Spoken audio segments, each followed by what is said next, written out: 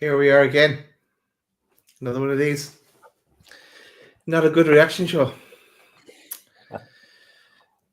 Welcome one and all. Welcome to the Loaded Mag Reaction Disaster Special for Newcastle versus Brighton in the FA Cup 5th round. Chris, how are you? I'm all right, mate. Yeah, apart from getting a new debit card, I was just moaning to you about that, wasn't I? But I won't bore everyone with that. But no, I'm okay. Bar the result, mate. Obviously disappointing to go out. Although encouraged by the performance of some, and then it was slightly tarnished in the last 5 or 10 minutes. But I'm sure we'll get into that. But other than the football, mate, I'm absolutely fine. Pete, how are you doing, mate? Yeah, not too bad. Good weekend with the family. Preparing for my daughter's birthday tomorrow, so yeah, all good. But then the football comes along and just puts a shitter on the weekend. But other than that, other than football, I'm good. How about you, Daz? Just one of those weekends. Another one of those weekends. 2 in a row now, I think. I actually didn't get to see as you guys know, I've been saying for the last week that because my little boy had a soccer tournament on the same time as the actual game. So when I got back home after the soccer tournament, it was 80 minutes. I wish I'd stayed out longer, to tell you the truth, because it was downhill from there. But apart from that, yeah. Look, another week to look forward to. Yeah. All right. Let's get into it a bit. So I have no notes from the games, lads, but we'll just kind of wing it. Let's go for the team news first of all, because this is what was the lineup. Of course, no Hall. Big talking point there. No Hall. And so we have Trips and Tino is starting on either flank. And Bruno on the bench. He needed a rest today, the truth. Not that he got much of one after that, but he needed a rest, and Murphy as well was rested. So no, obviously Dubravka back in for Pope, and no Botman still. I think that's probably most of the talking points there in the team news. But this was the Brighton team news. But Anthony, you want to say on the lineups, lads, to start us off? Well, first of all, I've got to give you boys your credit, because both you boys, I was in the other camp, but both of you boys said that you fancied Alexander Isak to start today, so that was a lovely surprise. And I think that was probably the biggest news breaking, the fact that Alexander Isak was back in the starting 11. So all those concerns about whether or not he was going to be fit enough or had he picked up a serious injury were put to bed. So that was really good news. I was pleasantly surprised by the lineup, to be honest. It was great to see Joe Linton back in the team. I'll be honest, it was great, as you've alluded to, Daz, it was great to see Bruno not in the team. Because for me, I do feel that he needed a rest. He needed to be taken out that firing line. Great to see Louis Miley getting another opportunity in the midfield. Obviously, disappointing to see Lewis Hall out. Fingers crossed on him. Obviously, we don't know too much more. I know Pete may be able to update us a little bit. Pete was putting something in the chat earlier about Lewis Hall, but fingers crossed on Lewis Hall. And it was interesting to see Martin Dubravka back between the sticks as well. So there was lots of talking points from the lineup, but I was really pleased with the lineup. And again, as I say most weeks, I felt like we had enough today to go and really put up a battle and get through to the next round. Pete, I'm going to come to you on Lewis Hall, and what's that? Because you brought that news to us, really, I guess. But what's your thoughts where he is? Yeah, apparently he got injured during the game against Liverpool. Apparently he's gone to see a specialist, or has seen a specialist already, and is waiting on the results of that for an ankle injury, which is just pretty shit, isn't it? This has been a horrible day for football for Newcastle United. This has been an absolute horrible. It's been a disaster, an absolute disaster, horror show, whatever you want to label it. This has been it.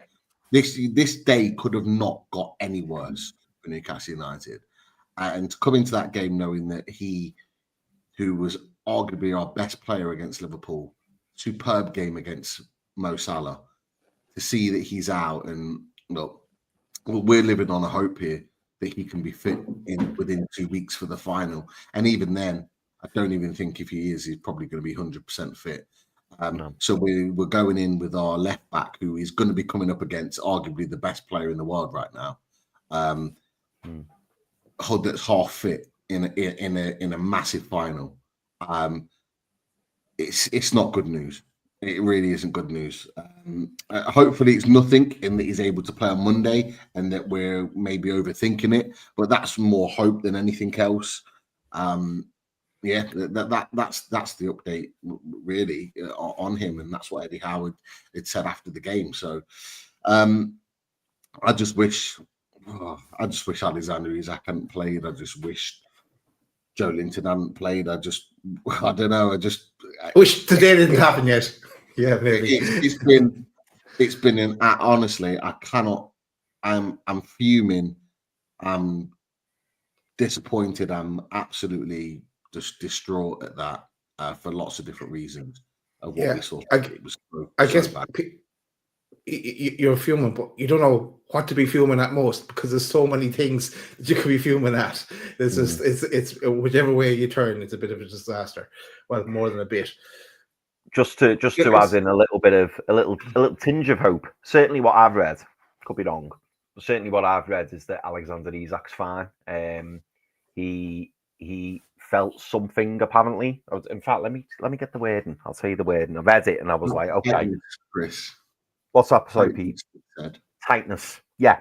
So before any damage has been done, he's felt something and he's come off the pitch. I mean, when he did come off, he didn't look in any sort of discomfort. He seemed to come off reasonably okay, if that's anything to go by. But yeah, I saw a tiny bit of wording on it. No, I can't find it. But yeah, tiny bit of wording on it, and I was just that left me feeling a little bit encouraged. And I thought, right, okay. So at least he's not completely broken down and he's had to be stretchered off or he's limped off. That was something encouraging I took from it. The only little bit of encouragement really from today. So hopefully Alexander Isak's okay. He called for that though. He made that decision. Yeah, that wasn't an Eddie Howe decision. That wasn't a medical staff decision. You could see him mouthing to the physio like, "I want to come off." I think he even said those words. "I want to come off." Like he's made that decision. He's got the final in mind. He's got that in mind. He doesn't want anything to ruin his chance of playing in the final. But doesn't that just tell you where these players are at? It tells you exactly where these players are at. Is that we're fighting for a quarterfinals of the FA Cup, which if you look at this going into the game today, this cup is the most. I don't care if we're in the final or not. Put that aside for now. This cup was the biggest, most likely opportunity for us to win it because you're coming up against a formidable Liverpool team. Whereas you look at that draw that just come out now, Brighton got a home draw with Forest and Ipswich, which is a more than winnable game. The likes of Villa getting Preston away, they're going to Wembley semi-final, no problem. We would have been right in the mix to win that trophy had we won today, and there's so many reasons why we didn't, but it's just so disappointing. It really, really is, because that result today could come back to bite us on the arse for a number of different reasons, and that's why it's so disappointing more than anything. Right, boys, let's just take the first half then as a whole. Within that first half, I suppose you had Barnes starting as well, who good to see him getting some minutes, and Joe Linton as you mentioned as well. But the first goal was a penalty to Newcastle. Tino got taken down in the box, clipped a bit, and the Iceman stepped up to finish to make it 1-0 Newcastle. I'm going to skip straight away into the Brighton goal then right before halftime, where Minteh got on his bike and good finish over the Dubravka at the time to make it 1-1 at halftime. But your thoughts on the first half? Any aspect of it you want to go for? Who wants to go first? I'll nip in straight away with the penalty. A few of my mates were saying it was dubious, saying that we were lucky to get it. which, again, I think they must have been on the wind up because it was a blatant penalty. Blatant penalty. Unfortunately, Yankuba Minteh goes in recklessly. I don't really know why he went in the way he did, and you could tell by his reaction straight after it, he knew, that it was a blatant penalty. But the reason I wanted to bring this up is because I was watching the game with my dad. My dad come round, and I said to him, and I don't know whether you boys feel like this these days. It was funny. Ball gets handed to Alexander Isak, and I said, "Do you know what, Dad? I used to be nervous when we got penalties, and now with Alexander Isak, it's like I'm 95% sure that he's going to bury it." And what a penalty! What a penalty! Emphatic, fantastic penalty. I don't know why I sound so surprised. It was such a good penalty, but I wanted to bring that up mainly because of. Obviously, some people saying that maybe it wasn't a penalty, but it absolutely was. But also to credit Alexander Isak for stepping up, being that man, being the Iceman, stepping up and delivering and getting himself on the score sheet yet again.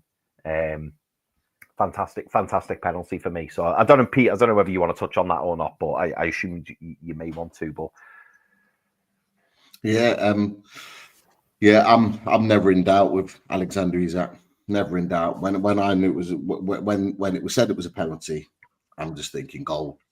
I'd be shocked if it was anything but that, if I'm being honest with you, because his technique's so good.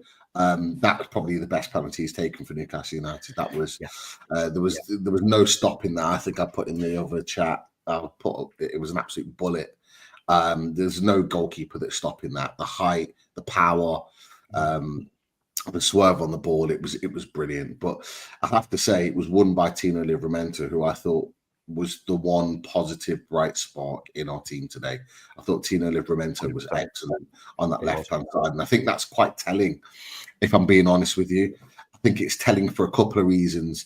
That when you look, you've got a naturally left-footed left-back in Matt Target that doesn't even get a start in that game, and they go with Livramento on the left, who's a right-footed right back who can play left back, and they go with Livramento and Trippier. It tells you a couple of things. It tells you that it tells you how much they think of Matt Target. Not a lot, because normally you would play a player like that in that position. It tells you that Newcastle United did have the intentions fully of winning this game today, because they went for their strongest fullback pairing, which I believe it is. I think Tino is better than Matt Target in that position, but also it tells me that they are potentially prepping Tino Livramento for what's to come. That if it is the case that Lewis Hall is missing for a significant period of time, meaning 2 weeks or more, it means that he's going to be the guy to play in that position. And it fills me with a little bit of confidence, because I thought he played really well worked. Him and Gordon, particularly Tino, worked well down that left-hand side. And it was absolutely a penalty. There's no doubt about it. And I'll be honest, at that point, we didn't have much of the ball. But when we got forward, we looked more dangerous. And I think we deserved the lead at that point, in my opinion. But, great finish. Great finish from Isak. Just to add into what you said as well, Pete. Sorry, Daz, just a quick one. Just to add into what Pete said as well. I totally agree. I thought Tino was really, really good at left back. It was actually, that felt like the Tino that we first originally signed. That's the best I've seen him play in a while, and he was playing at left back. And I thought it was good in the sense that it was nice to see Kieran Trippier get a game, obviously at right back, and the balance looked really, really good. All things considered, that we had the right back playing left back, we actually looked really, really settled in the wing back positions. And it was good to see. And as much as we're going to miss Lewis Hall, I don't know about you boys, but certainly from the updates that you mentioned today, Pete, and obviously that Eddie Howe said as well, to me, I'm not counting me chickens on having Lewis Hall for that final. I don't think we will have Lewis Hall for that final. I'll say that now. I just don't. It just doesn't sound great. And you rightly say, Pete, you raised a good point before. If he is missing for the next 2 weeks, for example, would we really throw him straight back in against Mo Salah? Or are we going to put in Tino Livramento, who's training day in, day out, and probably will have the West Ham game as well? It probably makes sense to just go with Tino Livramento now. So I've kind of put that to one side. Just to touch very quickly on the Brighton equaliser. Disappointing defensively. Very quick one, Daz. I don't know whether you've seen the replay. I've seen it. I've seen it back. Yeah. I watched it a couple of times, and it's just a catalogue of errors again, isn't it? It's just a catalogue of errors. Again, and I hate to kind of, and this will be a common theme, and we've spoken about it previously. I'm trying to remember who I blamed originally when I put it in the chat, but there's a number of mistakes. Dan Burns out of position, and then Fabian Schär, he's looking at the player. I'm trying to think who the player was. Who was the player who was running through for Brighton? Minteh. Yeah, Minteh. Yeah. And he was looking at him, and then it's like he turns off or just switches off for a minute, and then he goes, and it's like he sees him run past him, and it's as if he's gone, I didn't see him there. But he was looking straight at him, and he knows Dan Burns out of position because he's come over. He's come over to the left side of defence to cover for him, and then just lets him go past. But then when the goal goes in, he almost turns around to Dan Burn and goes, mate, what are you doing? But it's like, you came over to cover him. So you knew he was out of position. So you've come over, which is the correct thing to do. And then you've got Kieran Trippier flying through. No blame whatsoever on Kieran Trippier, by the way. Kieran Trippier's coming flying through to then cover for Schär. But Schär should have been there. Schär's let him go. And it was just a bit like, again, pointing fingers. And you're thinking, no, come on, mate. You knew he was out of position. You've done the right thing. You've come over to try and protect him. And then you've turned your back on him. And Minteh's gone. And as he's gone, you're then having to recover to run after him. But you knew he was there. So why did you turn your back on him? That was just my summary of that equaliser. I just wanted to throw that in. Trippier was quicker than Fabian Schär. Getting back in. There's no blame on Trippier. I actually felt for Trippier because Trippier did everything he possibly could to try and get something on that and block it. And it just took a nick that got past Dubravka. Nothing Dubravka could do because I actually think Dubravka saves that. Had it not got the nick. He was on his way to save it. He was. I think Dubravka saves it quite comfortably. So it's really unlucky from them two. But I tell you what, that was just one of a number of examples where our centre-back pairing were an absolute joke today. They were an absolute joke, both of them. I'm sorry, boys. I'm sorry, people in the chat, if you disagree, if you've got love-ins with either of Schär or Dan Burn, but those boys cannot start for Newcastle United next season. They cannot. Neither of them. Both of them need to be out of the team, right? It's as simple as that. We cannot have Dan Burn and Fabian Schär continuing to start games for Newcastle United. I'm not putting it all on them for the reason why we lost the game. There are many other players who are responsible for this, for the fact that we did not go through today. Many other players. But looking at that centre-back pairing, the amount of mistakes, unnecessarily mistakes that they made over the course of this game, including that goal. How is Dan Burn on the touchline when he's a centre-back, when that throw gets put in? How has he managed to find himself? He finds himself in the most ridiculous positions and puts himself ridiculously out of position when there's no need to be, and it just puts everyone else in the team out. Him being there drags Schär over unnecessarily to a left-sided centre-back position. That then puts a gaping hole on the right-sided centre-back position, which then Trippier has to cover, in which he does, and he tries to do his best at. It's ridiculous, but it happens all the time, certainly recently. And I just, oh my God. You know what, Dave? You're right. You're absolutely right. And yes. We talk about Bruno running through treacle, particularly in his recovery runs. That was Fabian Schär today, and I have to say, boys, just on Fabian Schär, and this is not for people. I think there was one person that put in the comments after the last show that I'm having a go. I saw that. Scapegoating. I'm not. I'm just making an observation because this is not just one game. This has been a number. It's a number now. I'm not blaming Schär for the fact that we lost. I'm saying there's a number of players responsible, but there has been a significant drop-off from Fabian Schär since the turn of this year. Hugely. Since I would say he was playing for some fantastic football up until he got that suspension. When he got that suspension, and he was out the team, and it went from Botman to Burn, and then he came back into the team. Since he's come back in after his suspension, I don't think he's played well at all. I just think he's been really, really poor. And I genuinely, if Botman was actually fit, I don't think Shaw would have been starting some of these games. I just don't. It's a real concern. And I'm not surprised in one sense that there hasn't been any confirmation of a contract. I think he'll get one in the end for another year. But if I was Newcastle United, I'd be looking at that situation. If I'm being honest with you. Just a question for you and Dazzy here, just not trying to segue, but just we're on this subject. Do you think that there's any possibility Fabian Schär's been told he's not getting a new contract? Because we've yet to hear about it. And you're right, the drop-off has been sensational. Astronomical. Yeah, it's been huge. And he says here, Jimmy Watt, Schär in the second half looked like he couldn't be asked at all. Yeah. Is it because he's like... He did. You know what, Chris? I trust that the club wouldn't make such a stupid mistake and do that. Because I don't think any club would turn around to a player in that position and go, well, especially when you need a player, because we're short on numbers, to turn around and go, you're not getting a new contract next season.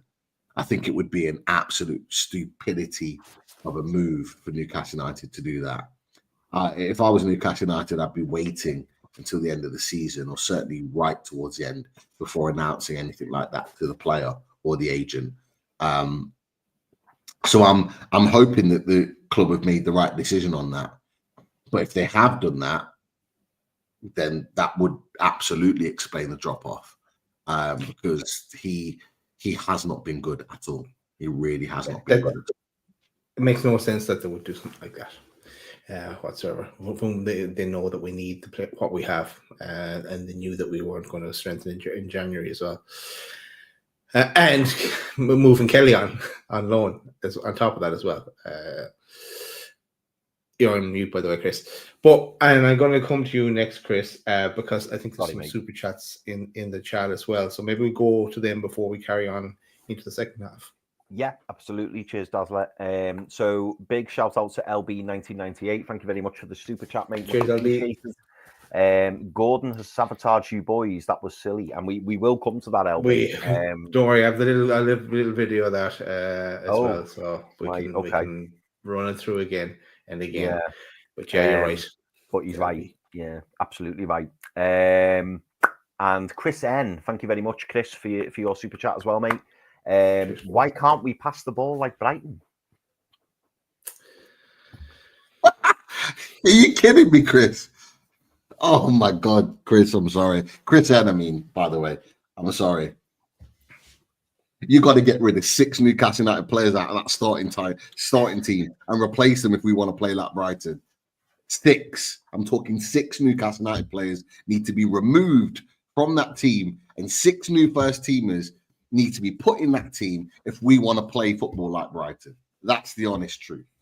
There is no way that those current 11 can play football like Brighton. There is no way. And there's a reason for that, and I'll tell you later. Jesus Christ. PSR would be a big reason for that.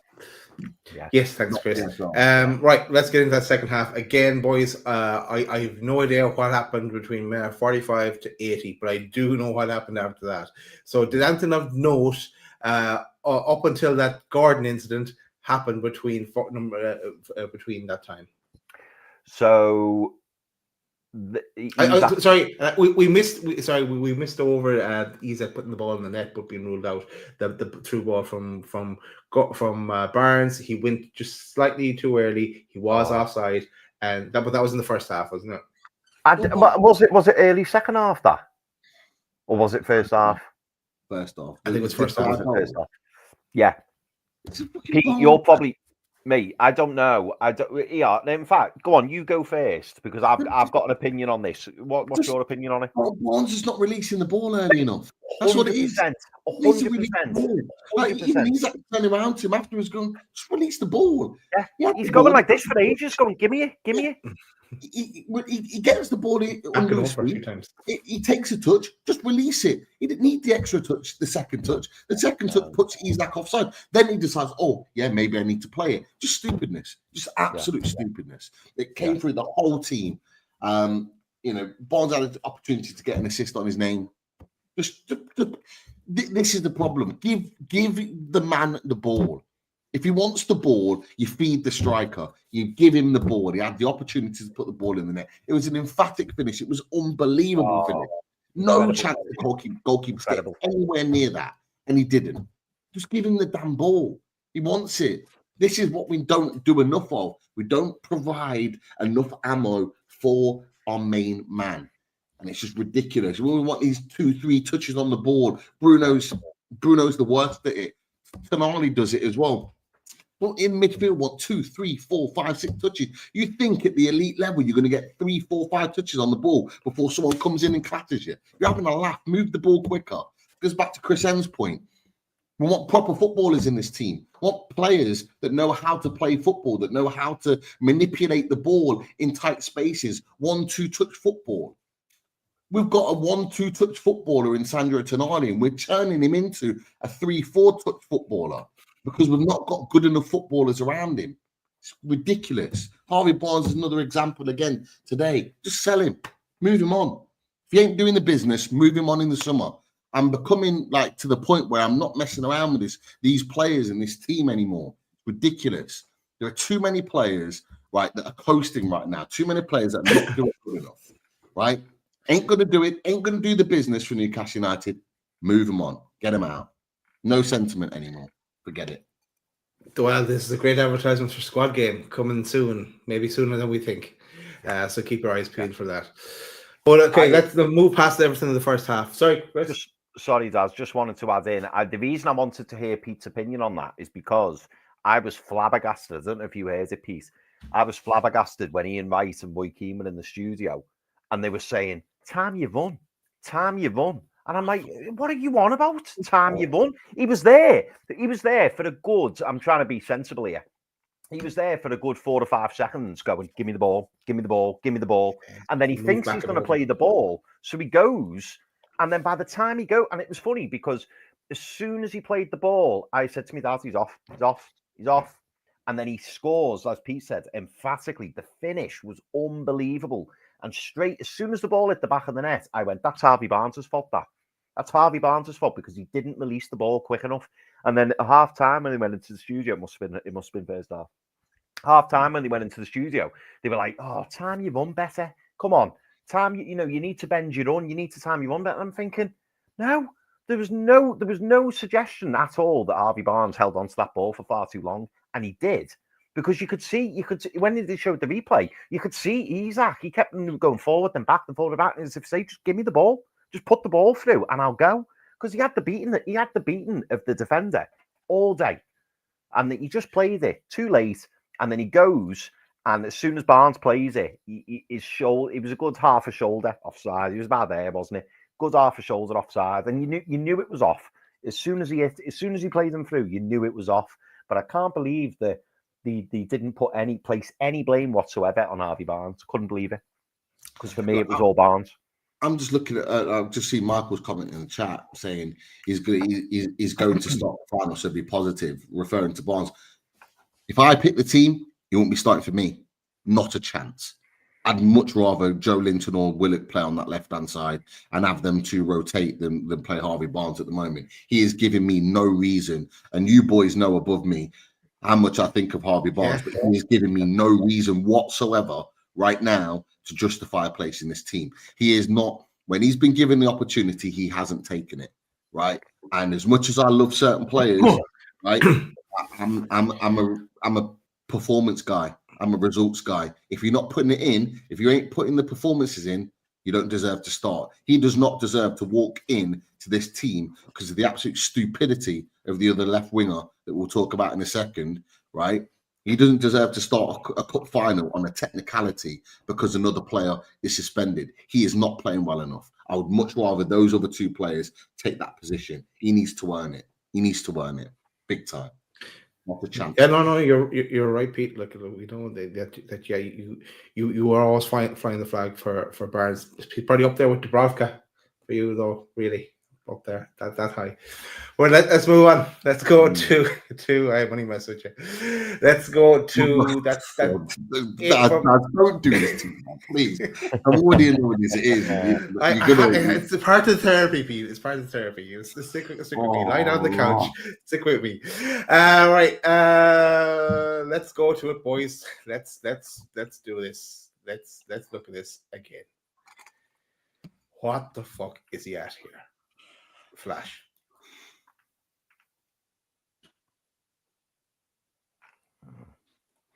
Let's do it again because it gets worse every time you see it, doesn't it?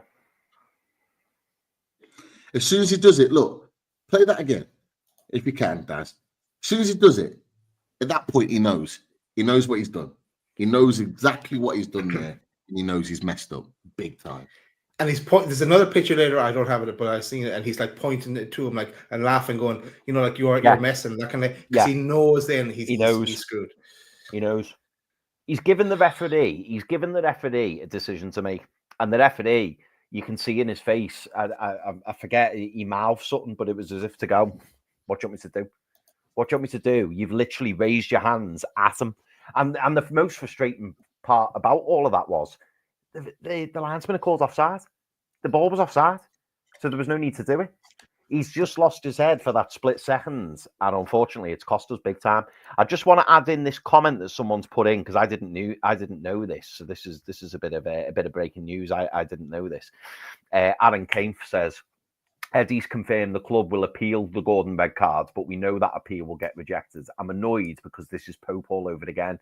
Absolutely stupid. There are zero excuses. But Pete, go on, mate. What are your thoughts on the Gordon red card? This is the picture as well, by the way. I just mentioned. Look, yeah. Trying to he's trying to play it down. Yeah. I don't think Eddie Howe said quite that on the comment that you just put up. Oh, did he not? You know, he said in the presser afterwards that he was going to look at it again because he hasn't examined it, like he hasn't got a monitor next to his seat in the dugout. Of course he has, but it's his tactic to the media. He's gonna have a look at it and then make a decision on whether they appeal it. But if they feel there's scope to, then they will. They probably will appeal it just for the hope of anything. There's no way that's getting overturned.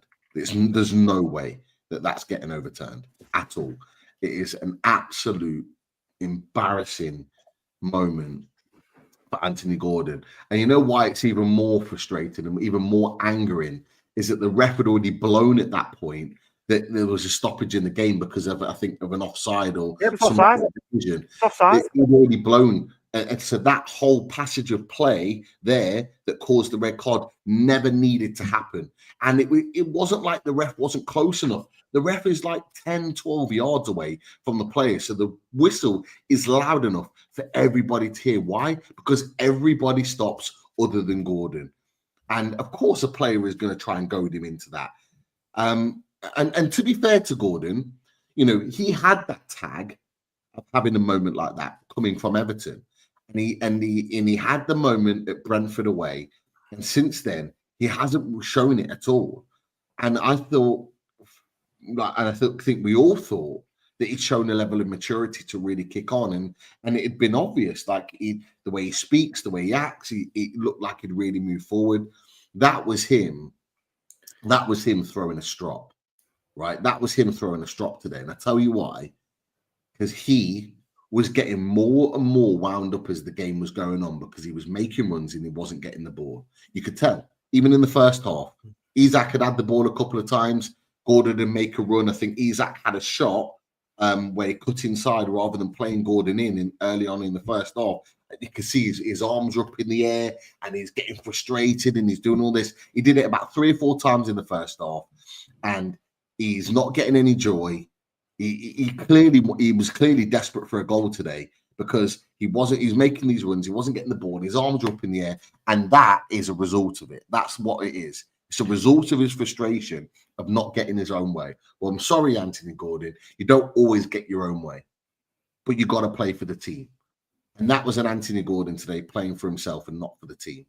Because I saw the frustration. I clocked it in the first half. You could see every opportunity, arms up in the air, looking at the players, give me the ball, when there's other options there. No, you're not the only option, right? There's other options there.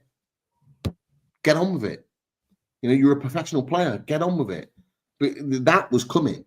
That was coming today because he was getting wound up and frustrated. He was letting it get to him. And that was a kind of a reaction to it.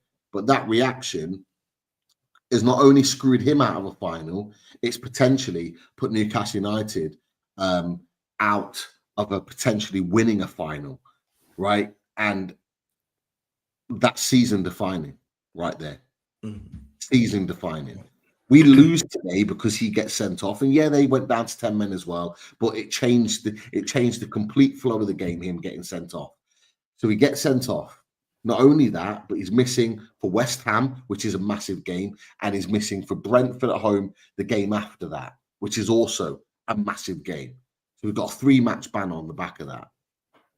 We're in a position now where the league becomes just as important as the cup final, and so we've got two major games in the Premier League where we don't have Anthony Gordon available. So it's not just about the final that it affects the other side of that. We're still fighting for Champions League, let's not forget, and he's put us in a massive position where we could be feeling the effects of him missing the game. It's an absolute joke. Well, one thing I'm trying to come up, I'm trying to manufacture. It's not even positive, but if Anthony Gordon was fit and available, not suspended, he starts. But at the same time, when he plays against Liverpool, I find him a bit of a glory. And I mentioned it the other day where we had a free kick and he was like all over. It was against Liverpool. He wouldn't let Tonali take it. He wants to be the man when it comes to playing against Liverpool. So again, he would start for me for definite, but at the same time, there's that bit of greediness in him when it comes to playing against Liverpool. So maybe the idea you had, Pete, of Willock, left wing Willock. That's a mouthful, but it's not a bad option because he has played well when he's played on the left wing for us recently as well. I just have them interchanging. Joe Winton Willock. Yeah, I just have them interchanging a bit. Do you remember the Arsenal game earlier on this season at St James where we won back in November? That's exactly what they did. Yeah. I think Joe Linton started out there. After 10 minutes, Willock switched over, and then they just alternated. I'd do that. You got pace, you got directness, you got players that can attack. Yes, the final ball's not there for either of the players, but as Yano put in the chat, let's be honest, when was the last time Gordon had a good game for Newcastle United? And he makes a valid point. He hasn't really played well recently, but he is our main man on that left-hand side. So we have to respect that. But I've interrupted there. Sorry, Chris. No, mate. No. No, I don't think you did, to be fair. No, I was agreeing what you were saying. Maybe it's time to go back to the OG. You know, the Joe Linton on the left with Willock interchanging starting centre mid. That I know. Cadet has said that he doesn't agree with Willock potentially starting. The only other option, I suppose, but you're right in what you said, Pete. You know about Harvey Barnes having to earn his place. The only thing I would say is, obviously, Barnes starting on the left may be a different commodity. Does he deserve to start on the left, given the previous performances? No. But I just wonder whether that may play into Eddie's hands as well, or whether it will come into his thinking, should I say. I don't know. But me personally, if you were to ask me right now, I'd go with what you boys are saying. I'd definitely go with Joe Linton and Willock. So it's obviously incredibly disappointing to be missing Gordon, but I think we kind of need to move on from it because I don't see a successful appeal if an appeal goes in. They may not even appeal it. They may not even do it. I mean, would you? I suppose to wrap this little segment up, would you boys take the risk of a 4 game if they added an extra game on? Would you take that risk, or based on what we're seeing from that video, would you not even bother? Does that still happen? I don't know. I think it can. I think it can. If you appeal, I think that's still something that can happen. Whether it always happens or not, I don't know. I just wanted to come back on one point you said about Barnes, Chris. If Barnes wants to start for the cup final, I need to see a performance away at West Ham.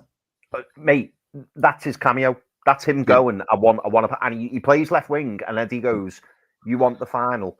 You smash it against West Ham." And we know he's done it last season against West Ham because we've seen him do it. He likes playing against West Ham. He scores goals against them, but I need a performance. I need goals. I need assists. I need something to see from him in that game next Monday that's going to fill me with any confidence. And I'm only one person here, but this is just me. Like, I need to see something from him that makes me think that he's worthy of starting the cup final. Otherwise, I'm going Willock and Joe Linton. And some people are saying, well, what's Willock done? Well, we've seen Willock have a man of the match performance against Birmingham, albeit League One, but still the FA Cup. He's put 2 balls in the back of the net. He's been a man of the match performance. He's played well at some points. Okay, he might not always have the final ball, but he's a player that can offer something, even in a transition of position where he's got pace and he's got directness, which is what we like to play with. And so, yeah. Either or though as well with both Willock and Barnes, they are an impact off the bench. So whoever does start and the other one comes on as an impact may have something to say on that final and the outcome of it. And who knows as well, we may even go with the change formation with 5 at the back when we're going into the 5. We don't know. Let's see what bodies we have available to us close to that time. Right, boys, let's move on from Gordon and let's go to this one because we're down to 10 men, and at that point, Brighton had a full set of 11, but Tariq Lamptey got sent off then as well, and that brought us back to 10 apiece, and then going back on Fabian Schär, he had something to say about it here, where he put the ball in the back of the net, but it was ruled offside with this automated, sort of semi-automated offside, but this is how close it was. I must admit, I celebrated like mad when the goal went in, but when I saw the replay before that image came up, you just knew it was off. Maybe we've all become accustomed now to knowing when a goal is likely to be ruled offside. You could clearly see down the line, for me anyway, you could clearly see down the line he was offside. But I tell you what, the semi-automated stuff, it does make it a lot easier when you see it like that as an image, as a fan, because you're watching it and you're going, actually, yeah, clear as day, rather than seeing the VAR officials drawing a line which looks wonky, or you have to wait 10 minutes for the line to appear.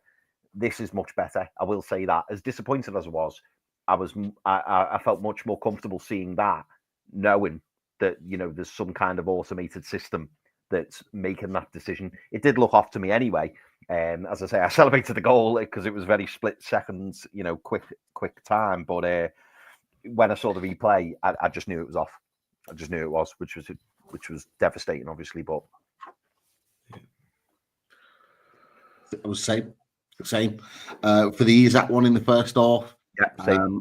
And for this one, I don't know whether it's an instinct to me, but I only half celebrated because I had a feeling there might be offside because it just looked offside from the initial play. When you're watching it live, you're watching it in motion, you just had a feeling that there might be offside. So I kind of was celebrating, but like half celebrating because I was almost waiting for the flag to go up or for them to check. And what, like as Chris said, once you watch the replay back, it's offside to you. You're just thinking, oh, for fuck's sake.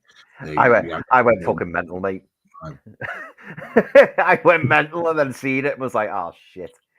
I just knew, but I did for that split second. I lost it. It wasn't like the Isak one. The Isak one, I did what you did. I was like, it's off.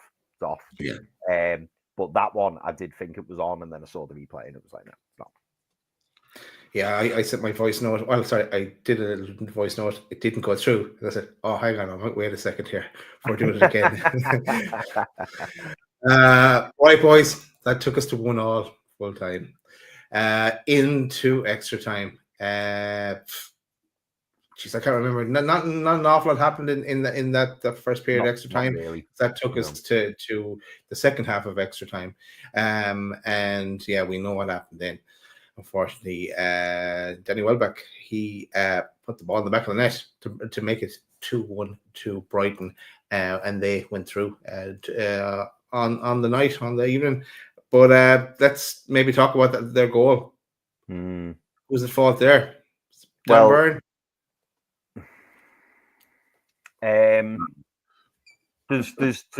I know one of them, and I know what Pete's going to say. I know it. I have a good feeling. Go on. I know it. And you're right, Pete. You're right, because that was my initial thought. So the first one I'll mention is Martin Dubravka, because Pete has said this now for months on end, if not longer. And Pete has said that on occasion, Martin Dubravka goes to ground too quick.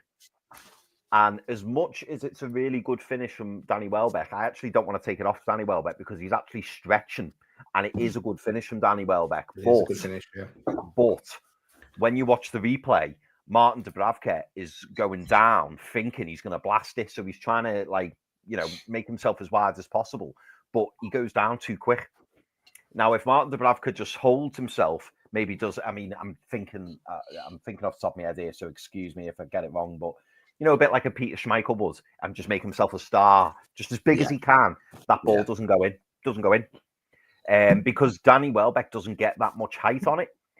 But because Martin Dubravka is kind of sprawling to stop it, he goes, obviously, his height goes because he's sprawling. And then that allows Danny Welbeck's shot, which has got a little bit of lift on it, not much, to kind of go in the net unopposed. So that's the first thing. The second thing is, in fact, no, there is three. Tino Livramento doesn't get out. So he leaves. Well, do you blame Tino Livramento? Do you blame your centre back? No, but you do. But Pete. You're right, Chris. The reason I'm saying is if you're, and I'm not saying this didn't happen, so this is why I can't conclusively say. But if you're, say me and you were playing right in the defence, and you're the centre back or you're the captain or whatever, and you're holding your line, you would expect your captain or your centre-back to be screaming, up, get up. And I just wonder whether that communication is happening, because Tino Livramento, everyone else is up and he's not.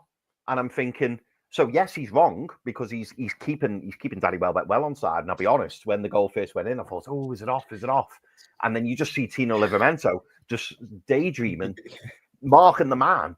But then I'm thinking, so I'm blaming Tino Livramento, but then on the other hand, I'm thinking, who's not shouting at him, going, Tino, fucking up, get up. So I'm wondering, and Tino should have the awareness, don't get me wrong, but then I'm thinking, has anybody fucking said anything to him? Have they all just moved out and Tino's not looking? Because as a centre-back, you're looking and you go, my boy's out, and you're looking to your left, looking to your right, depending where you are, and you're pushing your team out. And it just felt like he got left behind. The third thing I'll say, yes, here. The third thing I'll say is Bruno with the tracking. I'm pretty sure, and again, Pete, you correct me if I'm wrong here. I'm pretty sure in the maybe a couple of stages back from there, Bruno has Danny Welbeck, and he switches off, leaves him, and Danny Welbeck just slopes off. And all of a sudden, it's almost like Bruno passes him on, but he doesn't pass him on to anybody. I could be wrong with that one, but that's how I felt when I saw the goal. But yeah, so there's three players I'm blaming for the start. But Pete, go on, give us your thoughts, and Daz.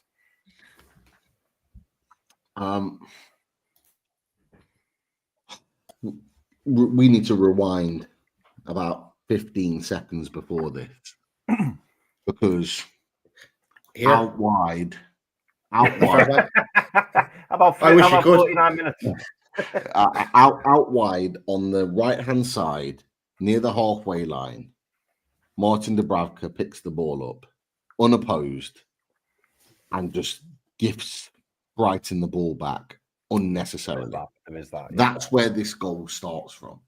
That's where the goal starts from, because he had the ball in position with the ball at his feet. We talk about, or Newcastle fans talk about, that he's better with Pope at his feet. Maybe he did not show it there. He gifted them the ball back. He panicked in that position and just gifted them the ball back. They attack. That position opens up. So that's where the first issue was. Then you go back to the other position. Just put that, if you can put that picture back up, Daz, again. Where the hell is our centre-backs? Where the hell is our centre-backs? It's absolutely crazy. Well, in the two centre-back positions there, Pete, you've got Bruno. Isn't that Bruno and Tonali? Yeah. They're effectively our two centre-backs right there. You've got Byrne that's pressing the player that's passing the ball through. It's an absolute joke. That might even be Fabian Shaw next to him. It is. You look at that setup there. I don't care whether you're being counter-attacked or not. That setup there is an absolute joke. I don't blame Bruno for the fact that he's not tracked that man or whatever it is. Like, the centre back should be there to be covering. Yeah, they should be breaking their necks to get back in there. Why, when it's 10 versus 10, are you even in a position where you're out of position like that? It's crazy. But the one thing I will do, you look at Tino Livramento. Tino Livramento right there is looking right across the line. So he knows he's the deepest of them all. If that's Kieran Trippier, he steps up. Welbeck's offside, we go again. That's the difference. It's the know-how of Tino Livramento. It's the lack of maturity and experience from Tino Livramento. I've seen this a lot from him. He lacks concentration. He lacks a lot of concentration for the things that he's good at. He's explosive and quick, and he's direct, and he's all of these things. Lacks a final ball, but that can be worked on. But he lacks concentration. And right there, when you're looking at that, he's ball watching right there. He's watching the player that's playing the ball through rather than his line. And that's something that has to stop from him, because it costs goals. It really does cost goals in that situation. Look, I don't actually blame Dubravka in that situation. I know you mentioned about him going to ground too early. He does do that, absolutely. I don't necessarily blame him for that. That wasn't my issue with Dubravka there in that kind of phase. My issue is Dubravka that started the phase of attack by giving the ball away unnecessarily. I think the finish from Danny Welbeck is absolutely superb. It is a superb finish. It's a finish of an experienced top professional player playing in the twilight of his career, very similar to a Chris Wood, who's playing so well right now. And I'll be honest, I put it in the Mag down south chat, and a couple of others put it on as well. When Welbeck comes on or gets ready to come on, I put it in there and I was like, Welbeck winner looks like it's incoming. You could just feel it. You could feel it. He always pops up with these.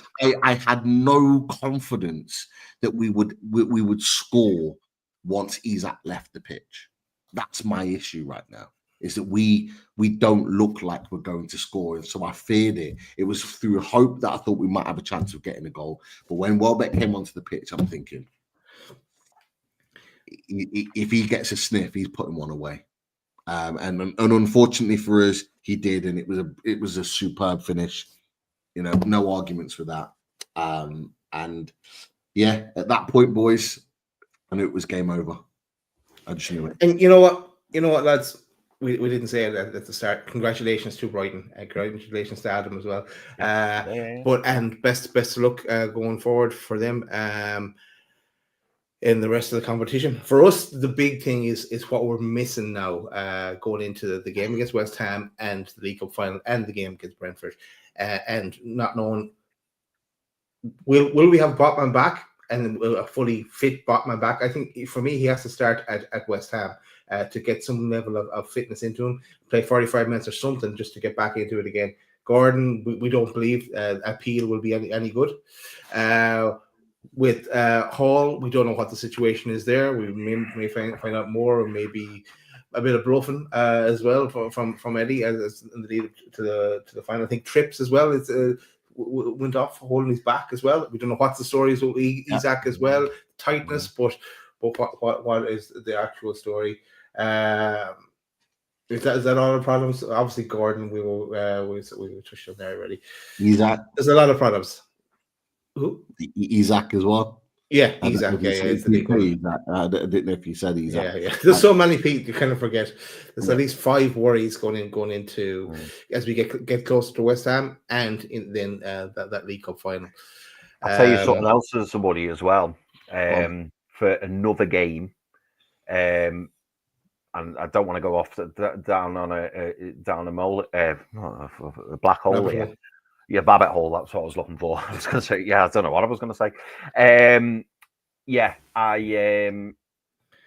I don't know whether we're seeing a finished Callum Wilson or whether it's just showing that we now play a completely different way, because Callum Wilson looked like he'd never kicked the ball for Newcastle before. It was almost as if you'd lifted a player from a different club who wasn't used to the way that we play, because when Callum Wilson came on, he just looked lost. The runs, the pressing, he looked lethargic. He didn't look fit. And I'm not saying that he will be 100% fit, but this version of Callum Wilson's been getting ready in the background for weeks. They've been very cautious with him. And yes, on your first time back, you do adopt a little bit of caution. You are a little bit cautious with him and thinking, well, he's going to need a little bit of time to get up to speed and all that, granted. But we should be seeing the best of Callum Wilson or flashes of Callum Wilson. Now, I know in the last game, it was an improvement on the game previous where he'd come on. Yeah. But today, it was actually quite sad to see. I actually felt quite sad. It was as if it was like a shell of him. It was just, he just doesn't look the same. He doesn't look like the Callum Wilson from 12, 18 months ago. He looks done. He looks completely done. He is done. Like, I had the same thought, Chris. Exactly the same.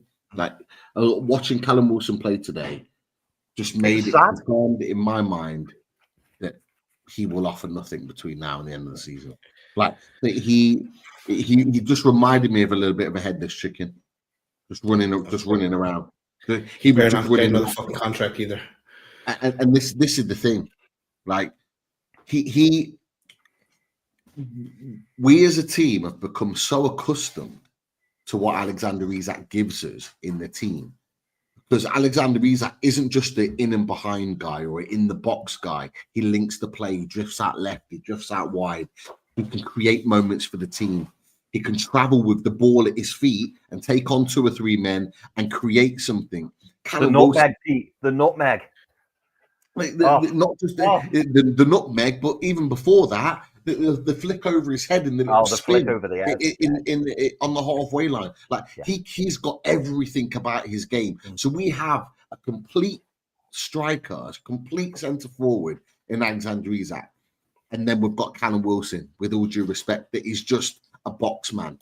He is at this moment in time a guy that is in the box, that is in and around sniffing on scraps and things that will fall to him to be able to put into the net. And we don't play like that, Pete. We don't play like that. Exactly. And this is the thing. Like, we're coming to this point now where we see and we play to what Alexander Isak can give us, but Callum Wilson's the absolute opposite. He is just a fox in the box. If something lands, he'll put it in the net. We don't play that way. And so he does look like a rabbit in the headlights for that reason, because we're trying, the rest of the team are trying to play a certain way, and he's just playing his way, and he looks like the odd one out. And this is why he's finished at this level, because if you want to play at the top level, Champions League football, fighting at the top level every season, you have to offer something more than just being a fox in the box. You have to, because otherwise teams are not going to be able to suit the way you play. Callum Wilson is a lower Premier League striker at this point because of his injuries and because of the fact that he's missed so much football. His highlight of his career at Newcastle United was the 18 goals that he scored to get to the Champions League. I'm not saying that Callum Wilson won't score the odd goal between now and the end of the season. He probably will, because something may well fall to him. But what I'm saying is, in the grand scheme of things, Alexander Isak is so important to us because Callum Wilson doesn't offer even half of what we have. He just doesn't. Boys, I have a question for you. You are Eddie Howe. You are Monday evening. You're putting your team sheet out, and Isak is better. He can play. Are you playing him for West Ham against West Ham? Yeah. I need him fit and firing. I don't want him missing that game and then going straight into the Liverpool game. I want him to play against West Ham. I want him to score, and then I want to get him off. I'd give him a bit, well, less than today, obviously, but I'd be giving him 55, 60 minutes. But I'd be solely focused on that final. But I'd want Isak to play, and I want him to score, and then I want to get him off. Genuinely, that's how I feel. I want him to play. I don't want to not see Callum Wilson in that 11, because I think it causes unrest and uncertainty. You could argue maybe Liverpool, might be buoyed by the fact that he's not playing, but on the other hand, I want Liverpool fans and Arne Slot to be watching the West Ham game, see Alexander Isak fit and fire and banging goals, and then we take him off. That's what I'd like to see personally. Oh, that'd be great. But once you can take him off and he is still fully fit after that, like he's not coming off with an injury. Yeah, no, there is that. Or whatever. Pete, what are you doing, Pete? There, if Isak's fit, he plays. We are. Sounds horrible to say, but we are getting to the point where we are becoming heavily reliant on Alexander Isak. When he's not on the pitch, we don't look like scoring goals at all. We don't. I could be wrong on this, but Alexander Isak, he scored his 20th goal today of the season for Newcastle United, and I think after him, I think it's someone like Murphy or Gordon with 6 or 7 after that. That gap is far too big. Yeah. It's far too big. We need bigger contributions from the rest of the players in the team. I'm looking around that team and the amount of games that certain players have played. Gordon should be on double figures by now. Players like Sandro Tonali, Joe Linton, Bruno should be chipping in with more. The thing that frustrated me more so than anything, particularly in extra time, is that we had opportunities to shoot from the edge of the box and we didn't. Sandro Tonali was a massive culprit. Now, he had a couple in the second half of extra time that got blocked, fine. But in the first half, he had a couple of opportunities. You can hear the fans go, shoot. And he had time, but instead he went for the little simple side pass. If we don't shoot, we can't score. You can't keep walking the ball into the net, working it into wide areas, and whipping it into the box and hoping someone's going to get on the end of it. Sometimes you've just got to take a touch and let fly, because a ball like that might spill. Wilson might get on the end of it, or somebody else might get on to a little tap in. We have to do more to support this team. We cannot put all our eggs in Isak's basket, because for me, that's what this team looks like it's becoming right now. It's becoming a heavily influence on Alexander Isak, and we cannot be that, because if we lose Isak for any significant period of time during the rest of the games this season, we are screwed. It's as simple as that. So we have to find another way of putting the ball into the net. I think this is a great point. I've just flashed it up from Distracted Hodgson. Did you notice that once Gordon went off, we had no one else to chase down everyone else's mistakes? What was the most frustrating thing about that game for me was, particularly the last 20 minutes of normal time, it was just a free-for-all. It was a free-for-all, and all it needed was somebody to grab the game by the scruff of the neck and go, right, come on, just focus now. Because every attack that we had against Brighton, we were getting in. Every single time we were getting in, and we were hitting the last third. But you're right, Pete, we weren't taking the pot shots. We weren't trying. It was almost like, oh, we've got to feed it out wide, and then we'll cross it in, and then we'll see what happens. And it was like there was opportunities there to, as you say, take a 20-yard strike on, and then who knows, Verbruggen might have spilled it, or it might have deflected off someone. You get a corner. It was like we weren't taking the chances to just have a go. Sometimes it just feels a little bit too methodical. Like, oh no, this is how we build up. This is how we get towards the goal, and then this is what we do. And it was frustrating. No, I agree. Boys, let's stop there then ask for now, but let's go switch it to some of the questions and comments from the chat. Let's do it. See what the chatters are thinking. Well, first of all, big shout out to Dave Bullman, member for 18 months. Right, Dave. Cheers, Dave. Not enough competition for players. Need a big summer. Totally agree, mate. Totally agree. A big, big, big summer is needed. No doubt about it. Still last summer as well, but bring it on, Dave. Yeah. Oh God, we didn't even talk about this. Gary D, member for 3 years, by the way. Nice one, Gary. What about that Willock header? What about when did that happen? Willock header? Oh, mate. Second half. Second half. Okay. Or was it extra? Was an extra time? Was it extra time? No, I think it was normal time. Yeah, it was normal time. It was normal time. I didn't see it. 60, 70 minutes, something like that. Oh, Daz. Ball gets floated. I think the ball gets played to Tino Livramento, and literally, it wasn't even, sometimes the way people whip a ball in and they put too much pace on it and the player doesn't get there and you go, oh, we whipped it in. Yeah. Tino Livramento floats it. He floats the ball in, and Joe Willock is running in, goes to head it, but he just gets his timing all wrong, and it glances past his head. All he's got to do is just get any kind of connection on it, and chances are it's going in, and he just misses it. So many things in this game. So many things in this game that little tweak, and we would have won this. And there'd be no Gordon sending off, and there'd be no this and that and the other. But one little flap of a butterfly's wing, and everything could have changed. There's an awful lot of animal references actually to tonight's show. But anyway, he looked like he shot it. To be honest, yeah, it looked like when the ball comes in, he it does one of these where he kind of like puts his head there, but not wanting to properly attack the ball and get on the end of it and get something on it. And you only have to see Shah's reaction afterwards. He's like, what are you doing? He's like, what are you doing? And I hear it. What was he doing? It was poor. Yeah, totally. Right, let's whiz through some of the couple of questions here from Christopher D. Same thing, really, but he goes, where does this situation leave the West Ham game? Feels like an automatic loss. Will be depleted and nobody will want to risk themselves. We still need the points. And then he says, where does this leave the West Ham game? A depleted squad with suspension and injuries, not wanting to make it worse, but also desperate for 3 points.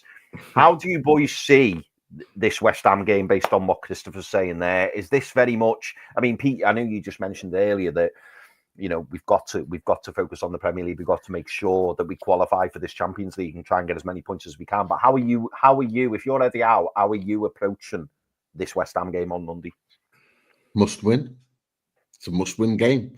We cannot afford to put all our eggs in one basket, because that basket could get snapped in half and chucked on the floor or put in the bin quite easily.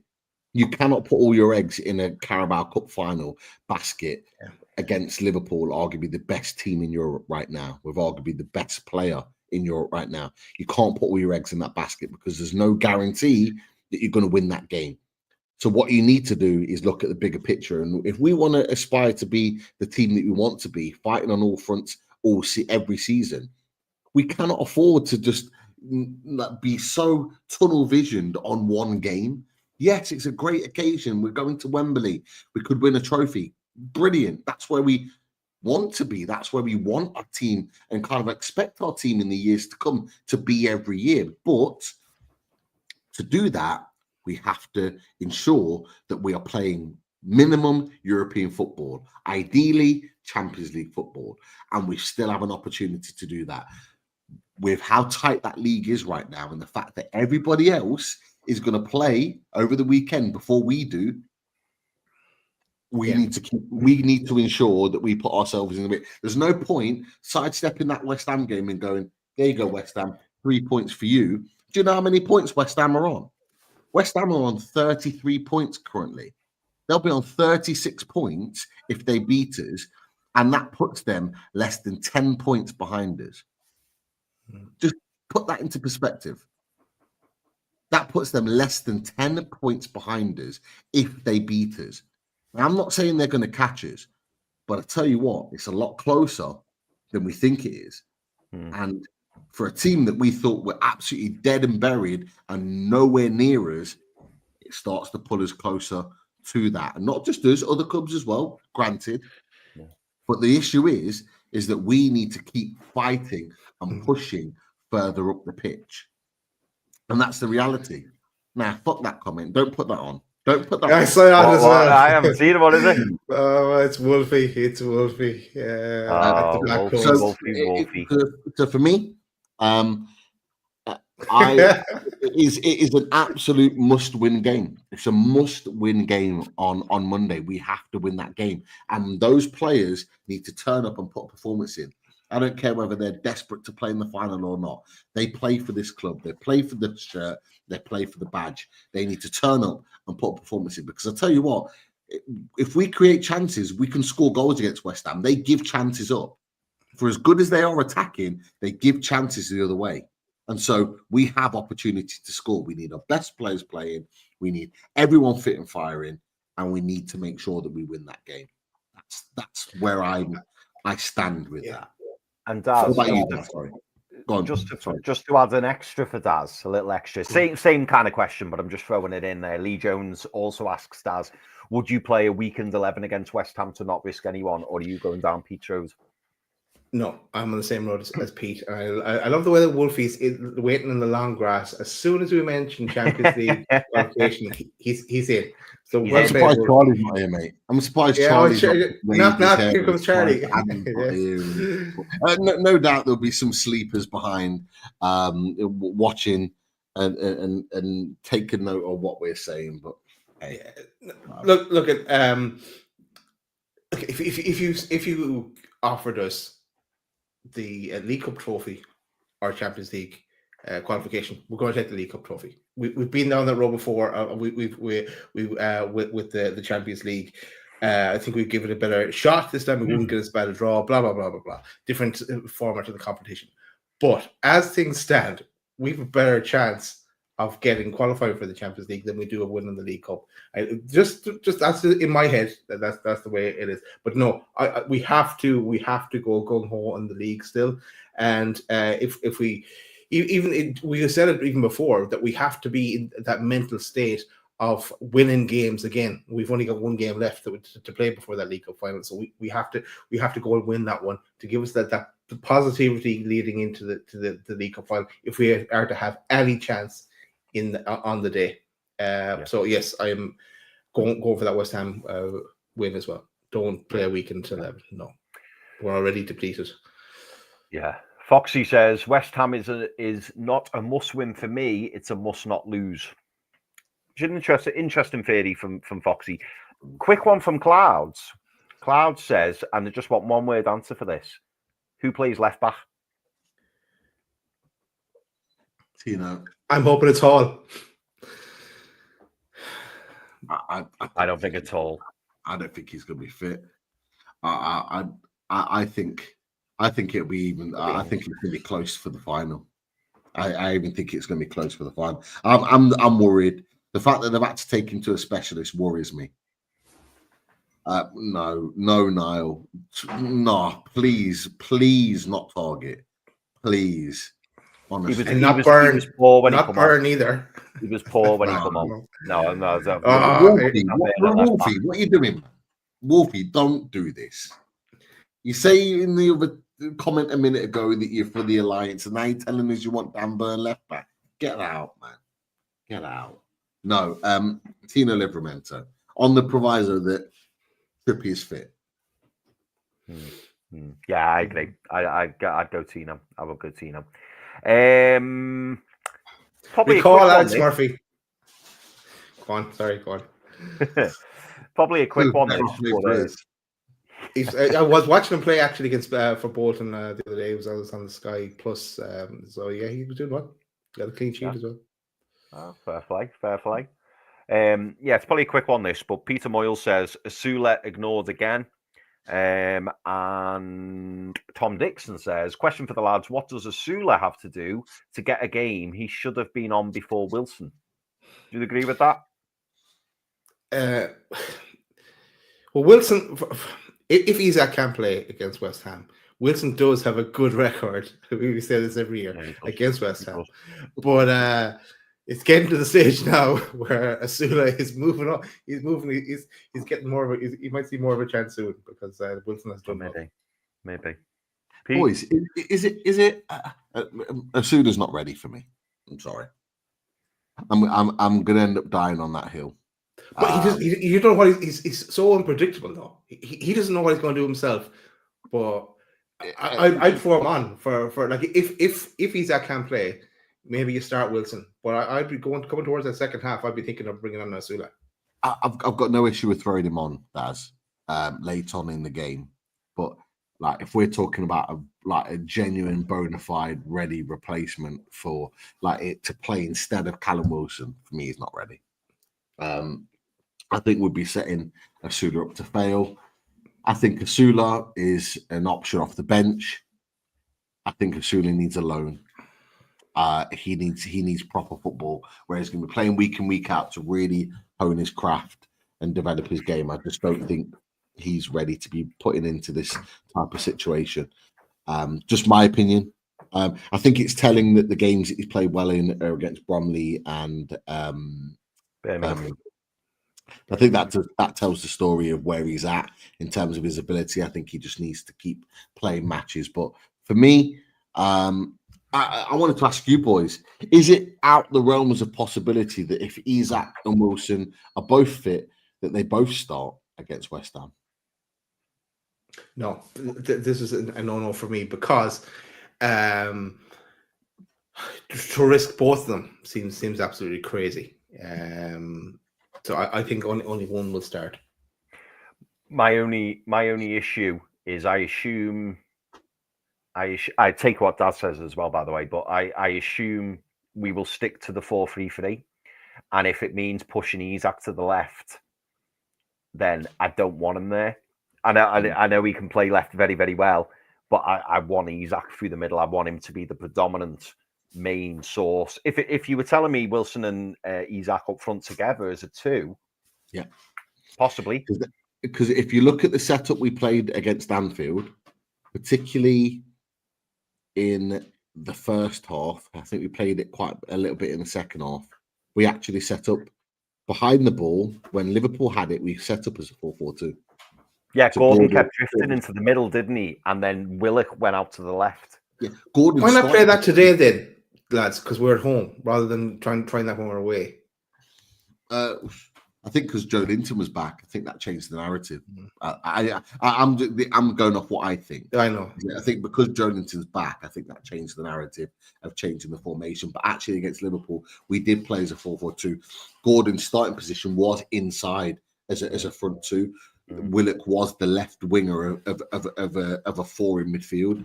Yeah. And I'm thinking, away at West Ham, do we set up with that again and have Wilson as the focal point and Isak as the drifter, which is what Gordon was against Liverpool. He was almost like the drifter. He'd drift onto the left, he'd drift in and around Isak and just play that role. Can Isak play that role? And we go with Willock or Joe Linton on there. And then we play it kind of that way in terms of, I don't know. I don't know. I'm the only reason I'm saying it is not because I desperately want that to happen. I just want goals in the team. I want us to set up in a formation that makes us potent and makes us capable of scoring goals. And maybe I'm going back a couple of years to when we did play them both in the team and we did score goals off the back of it. Like I don't know. And maybe I'm clutching at straws. I just want to see more goals in this team.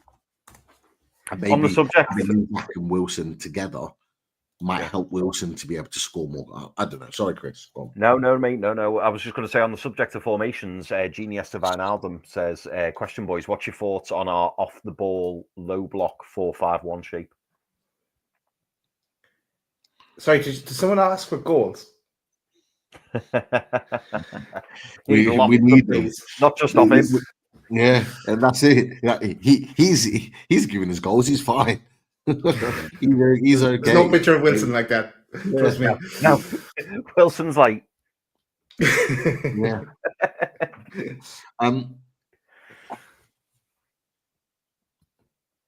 Yeah, the shape isn't great. It wasn't great today. You know what, boys?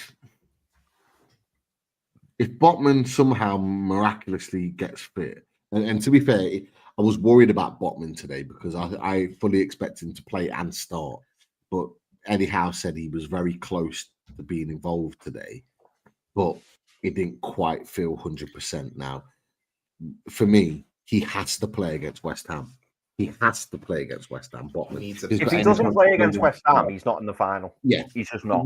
You can't start Botman like having had, because he was meant to be out between 7 and 10 days maximum. It's now been 3 weeks, so he's already gone way over his expected absence time. That will then stretch to 4 weeks or more than that by the time the final comes around. You cannot throw somebody in at that point that's still not 100%.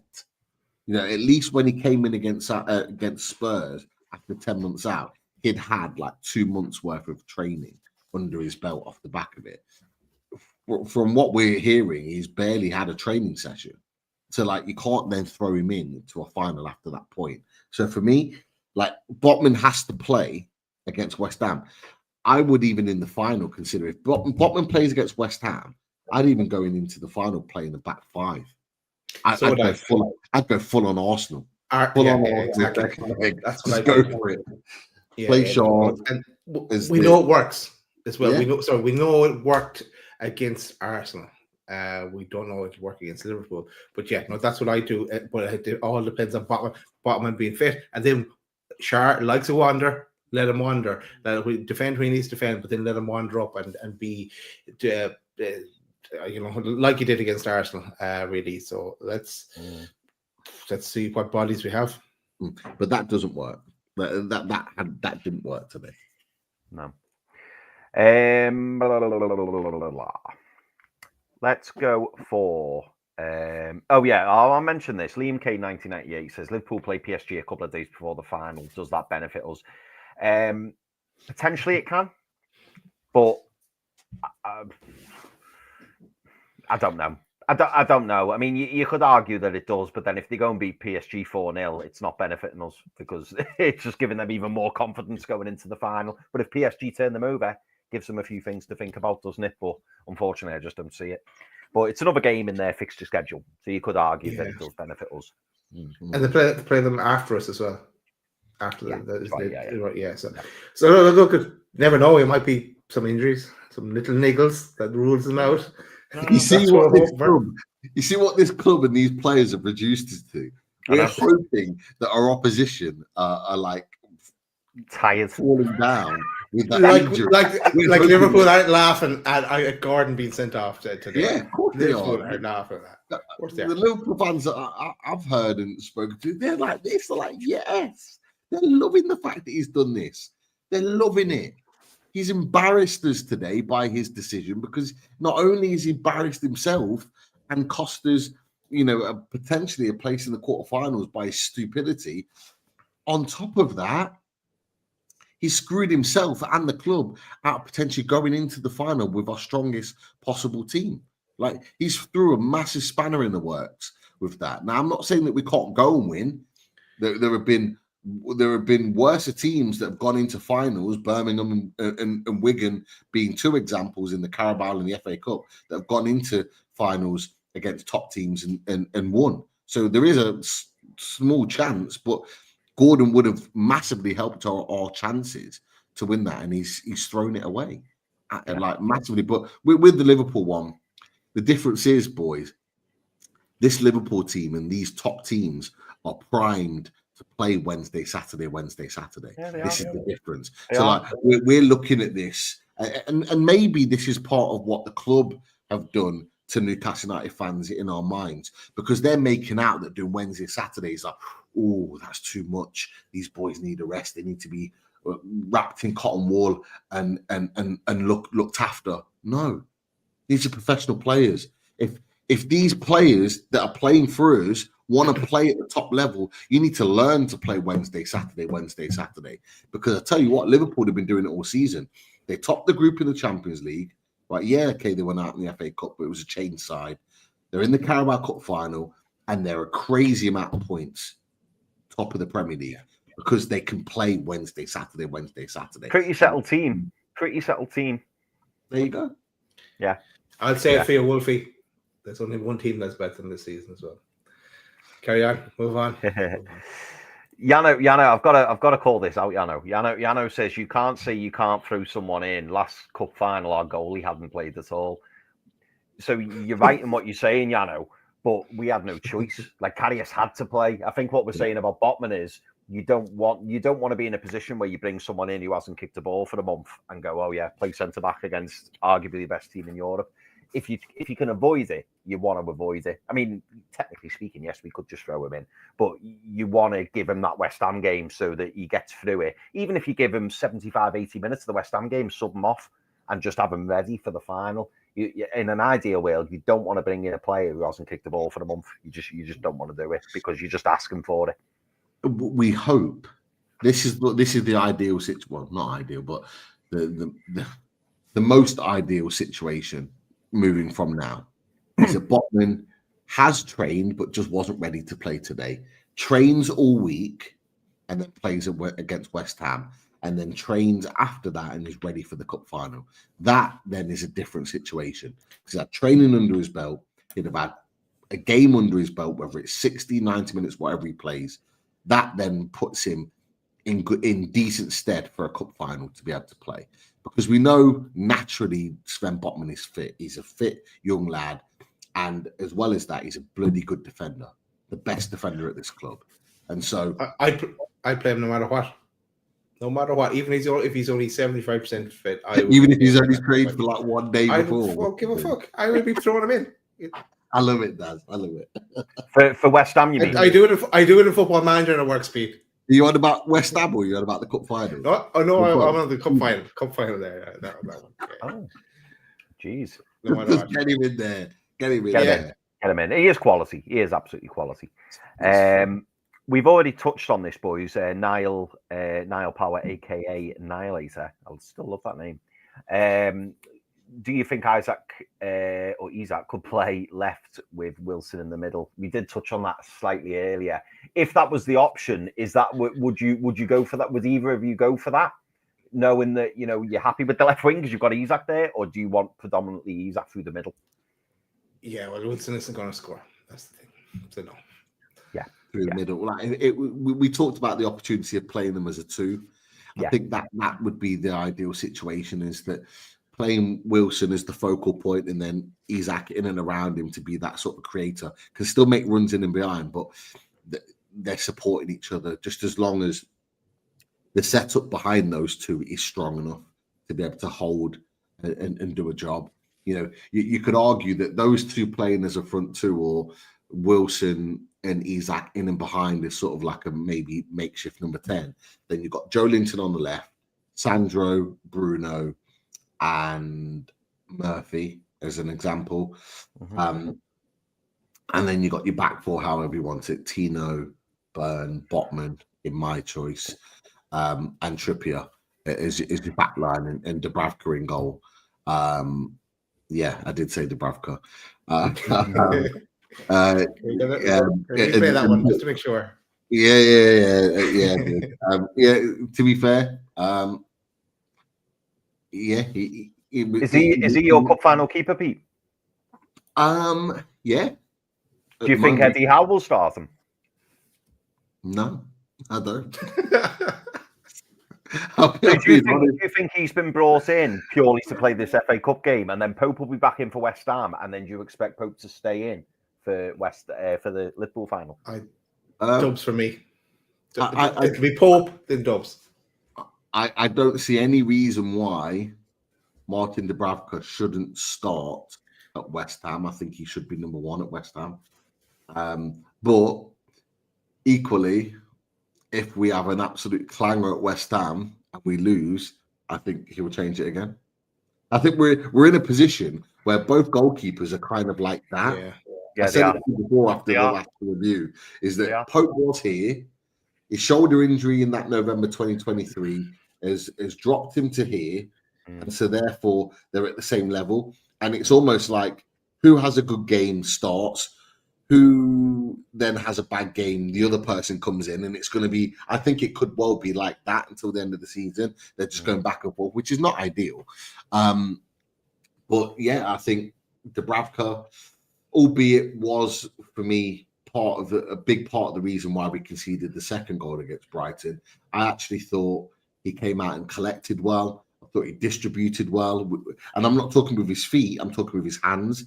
He commanded the area. He did the things that I expect and see Pope doing more so than him. He did those things well. Made a brilliant save in the second half. Yeah, we said that at the same time. Brilliant save. No, he did. It was a great save.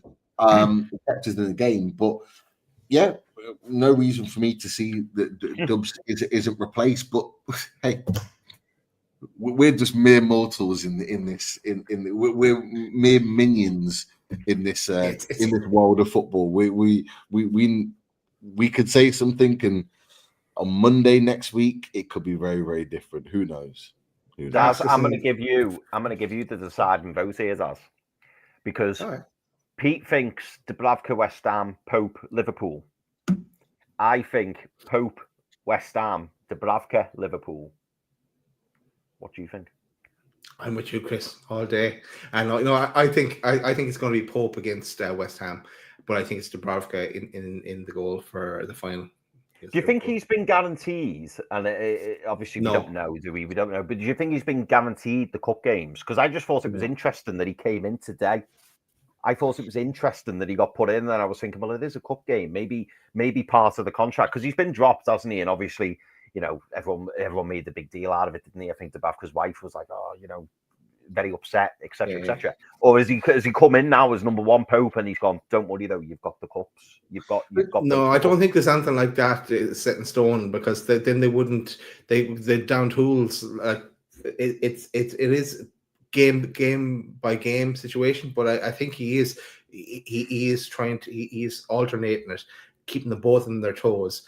But I do think it's going to be Pope against West Ham, and I do think that it's going to be Dubs in the final. But see, for me, I thought today gave me the feeling that Pope was dropped after Liverpool.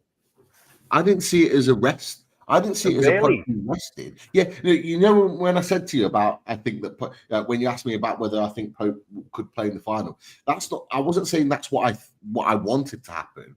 I'm just saying that's how you see it. I'm just saying I wouldn't be surprised if it happened. Yeah. You just don't know. I actually think today Dubravka starting was Pope getting dropped after that game. I didn't think he was responsible necessarily for that goal against Liverpool, but I think Pope not playing today is Eddie Howe saying, "Yeah, you weren't good against Liverpool. We're giving Dubravka the gloves." That's how I saw it. I'll be honest, boys. I would play Dubravka in both games, West Ham and the cup final. That providing there's no monster clanger. And there's no real bad performance from Dubravka. If he goes and has a similar game as he did today, I don't see any reason why he doesn't play the cup final. Let's be honest, boys. In both legs of the semi-final against Arsenal, home and away, he played in both of those games and played really well. If I'm right in thinking, Dubravka played in the quarterfinals against Brentford at home. Yeah, so he's played in some of these key games in the build-up. And look, I'm saying this, and you know how I feel about Dubravka. So I feel like kind of like an out-of-body experience. I'm saying these things, but really, I don't want him to play. But in reality, he should be. He should be playing. He had a decent game today. albeit that clanger for the second goal. Pope's done worse, and he got games. So yeah. If you just remove the background peak, you'll see a poster of Dubravka, a poster of Barnes, and a poster of Matters up and behind Pete. You know what? Not a chance. But look, the reality is for me, both need to go in the summer. Yeah, 100%. We're all behind you there. 100%. They just both need to go in the summer. We need 2 new goalkeepers. And a few more with them. Yeah, in fact, I say both need to go. Bakadimos, Gillespie. There's like 4 goalkeepers need to go. I mean, I think the only one that we keep is Ruddy, just because of his experience of being like effectively a coach. Like, isn't that mad that we literally want to gut the whole goalkeeping team? There's like 5 goalkeepers. This age thing as well, though. They are around a while, so we need to improve, and we need to bring in younger alternatives. I think it's mad as well. I think there's more chance of Pope going than Dubravka. I think there's more chance that we sell Pope than there is of Dubravka. Yeah, PSR it is. We need that Shane McMahon money gif. Here comes the money, because that'll be the reason why Pope goes, because we can actually still command a fee for him. And like Dubravka, I think it was like pittance that we were going to get from, if anything. But I think genuinely we could still get anywhere between 15 and 20 million for Nick Pope, even at 33. There'll be a team in the bottom half of the Premier League that will need a goalkeeper for even a couple of years. Burnley. Yeah, Burnley or another, because let's be honest, that 15 or 20 million they could potentially invest in Pope, regardless of what we feel about him, could actually keep them in the league. I could save their season. A lot more money. Off the back Half it, lads. Half it. We're back to here again. We're back here again. Oh, yeah, no, you're not getting 15, 20 million for Pope. No. No, I'm sticking with that. I'm sticking with it. 15 okay, well, that's a Saudi, yes, from a team in Saudi, but no, not in reality with Ireland. No, I don't think. I think we get 15 mil off another Prem club. Okay, let's see. 15 mil. Can we include include any swap deal with Trafford as well if they disclose? Oh yeah, then they can be whatever price. It. Yeah. That's kind of different scenario for sure. On the let's keep going. Yeah, 2 more. Oh, go on, Pete. Go on. No, I was going to say, Claire G said, I'd prefer Kelleher. What would you prefer? Kelleher or Trafford? Who would you prefer, boys? Interesting one, that. I'm going towards Trafford now.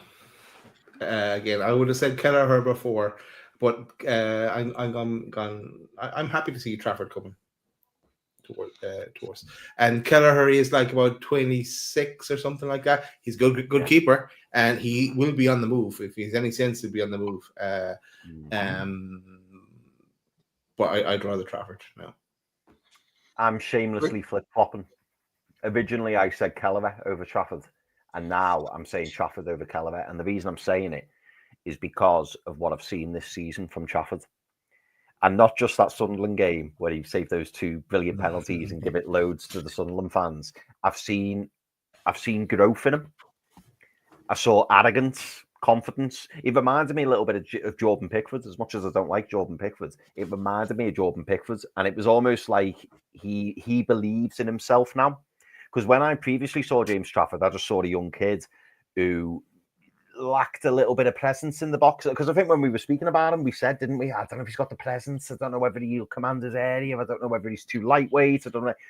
The times I've seen him for Burnley this season, I've not thought that. And I thought it's as if he's grown. It's as if this other season in the Championship has done him the world of good. He's broken the record for clean sheets. Burnley absolutely flying. And now it almost feels like he's ready for this big move. So I'd take Trafford over Kelleher now, even though I previously said the other way around. But that's based off what I've seen this season from Trafford. Yep. Yeah. What about you, Pete? Yeah, same. I wasn't always kind of for Kelleher like you boys were. I think he's a good goalkeeper. But you've never really seen Kelleher as the number one playing consistently for a club week in, week out. So I've always had that as a bit of a question mark. Chevrolet, Gini Esteban, but we've talked about before. Chevrolet, Diego Costa he won't come to Newcastle. It costs way too much. But Chevrolet definitely, but Trafford is the one I think will go for an English goalkeeper who will take the mantle of Jordan Pickford as number one for England at some point. Don't be surprised to see him play for England in the internationals in March this month as well. But yeah, I take 9 goals conceded in the Championship all season. We're approaching the final knock-ins and he's only conceded 9 goals. Like that in itself, I don't care what league it's in. That is a massive achievement. And for a team that's not even flying and running away with the league as well, they're third. They're third in the league, and he's only conceded 9 goals. I think it's a brilliant fullback. And as Chris mentioned, like what you're getting with Trafford is you're getting a player that's coming in with confidence. If you're signing him, he's coming in with confidence, and he's coming in with that surety that he's the guy.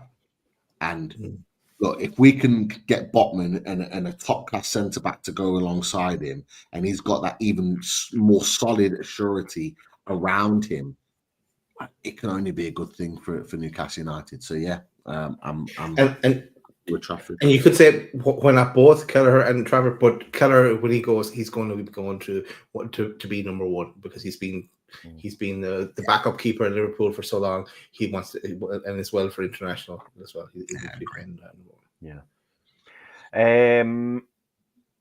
Couple more. I'm just touching on this one briefly because we did speak about Botman before, but Stephen Hodgkin says, regarding the condition of Sven Botman, are you concerned he may not have fully recovered from the ACL injury sustained last season? What's your thoughts? I'll be honest, Stephen, and the boys may correct me, but the injury that he's picked up this season, from what I gather from Eddie Howe, it's on the opposite leg. So it's not in relation to the ACL. Whether or not, they say don't all the body parts connect and whatever, and it may have had an impact, but my understanding is that it isn't related whatsoever. Boys, tell me if that's wrong, but that's what I've heard. I think you're right, Chris. I think you're right. And I think Eddie Howe said it in one of his press conferences. He made it clear. He said it's not the old injury, it's the other knee. I know people are thinking, like Botman's season's over, this, that, and the other. There was a lot of that when the news came out that he wasn't in the squad. That we're not going to see him again this season. I don't think it's an ACL. I don't think it's anything like that. I think if anything, it's probably an MCL, which is normally like a 3-4, sometimes 5-weeker injury, and maybe it was more severe than they anticipated. I don't know. I'm speculating, but. An ACL, I think they would have picked up quite quickly. An ACL is normally when it happens, like when Botman did it against Man City the back end of last season, around this time last year. It was a case of ACL within a couple of days, diagnosed, surgery done. Same with Jamal Lascelles against West Ham when we were there last year. It was ACL, diagnosed, done. Like I don't think they would be messing around, like resting it for weeks. No. If it was an ACL. So I don't think it's a season ender at all. But I do think that it's something that is taking a lot longer to recover. But West Ham, that's the big one. We need to see him play. 100%. Last one, and then a comment. Jan Levens says, sell Bruno for 100 mil this summer, please. Jan, I have a slight issue with that in that I don't think we'll get 100 mil for Bruno, being honest. But boys, if a significant, let's call it a significant offer was to go in for Bruno in the summer, based off purely right this moment, what you've seen, are you considering it? We took this question at the end of the last show as well. I think it all depends on where we finish the season and what European competition we're in. I'm going to assume we're in the European competition. I think Isak is a priority, as someone has also said in the chat, getting his contract done. giving him what he wants. But I think this depends on what kind of offers we may get.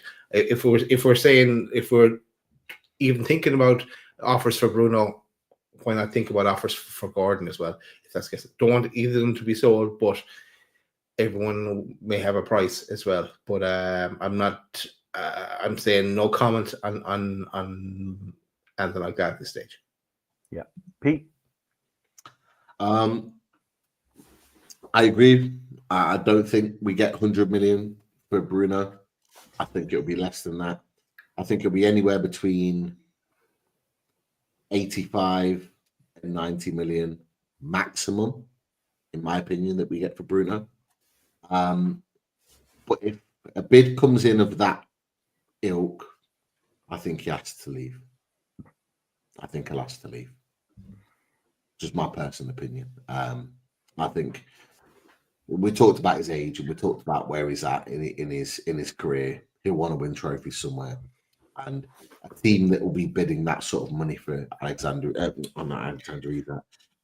Guimaraes will want to all be very close to winning trophies, and I think Bruno will ask to leave. That's if we do get money of that sort of nature.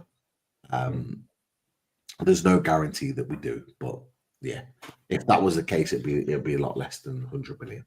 Yeah, just my thoughts on it. I think if depends on how the summer goes, depends on how we finish the season. If one of the blue chips was up for sale, I think it would be Bruno or Gordon, and I think the club would be more tempted to sell Bruno rather than Gordon due to age, like you've just said, Pete. Isak shouldn't be sold. It shouldn't even be a discussion unless really silly money comes in. And I don't think anyone will pay really silly money.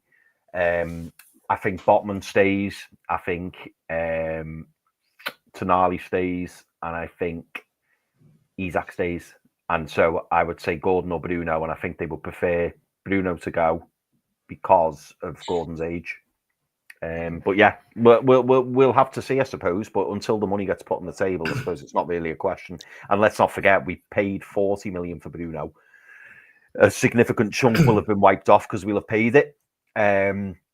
So if we were to get anything north of 80 million, then it's a significant addition to the PSR funds, isn't it? Sorry, that's what you're going to say, mate. No. So, yeah, no. I was just thinking. I was just thinking as well there that if we were to win the League Cup, would Bruno think that that's it, job done? Job done.